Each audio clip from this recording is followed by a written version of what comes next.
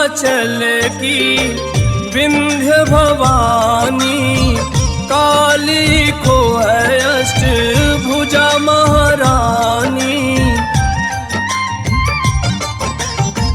विंध्याचल की विंध्य भवानी, काली को है अष्टभुजा महारानी। गंगा तट पे वास करे, भक्तों पे ममता लुटाए, दयानी दुख नाश करे। भक्तों पे ममता लुटाए, भवानी दुख नाश करे। भक्तों पे ममता लुटाए, भवानी दुख नाश करे। जय मां, जय हो।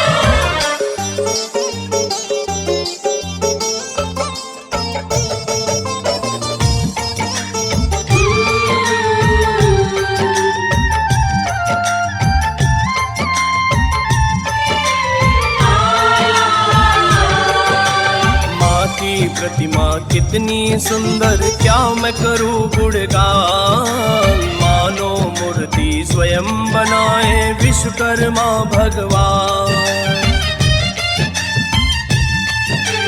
माँ की प्रतिमा कितनी सुंदर, क्या मैं करूं गुणगान। मानो मूर्ति स्वयं बनाए विश्वकर्मा भगवान।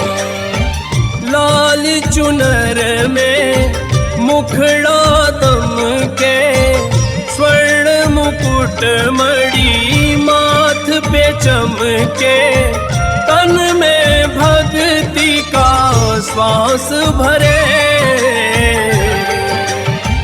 भक्तों पे ममता लुटाए, दयानी दुख नाश करे। भक्तों पे ममता लुटाए, भवानी दुख नाश करे। भक्तों पे ममता लुटाए, भवानी दुख नाश करे।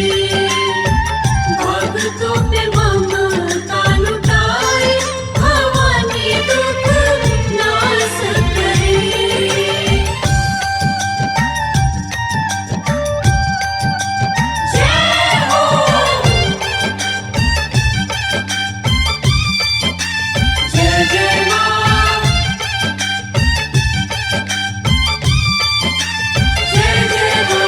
विंध्यवासिनी देवी चरण में सच्चा सुख मिलता है।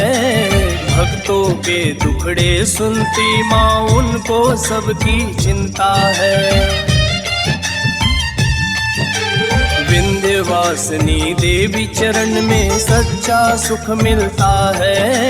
भक्तों के दुखड़े सुनती माँ, उनको सबकी चिंता है। जो चौखट पे टेके माथा, उनसे मैया रानी जोड़े नाता। ऐसा वो आभास करे,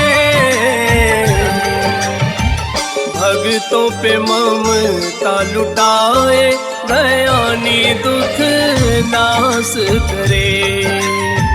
भक्तों पे ममता लुटाए, भवानी दुख नाश करे।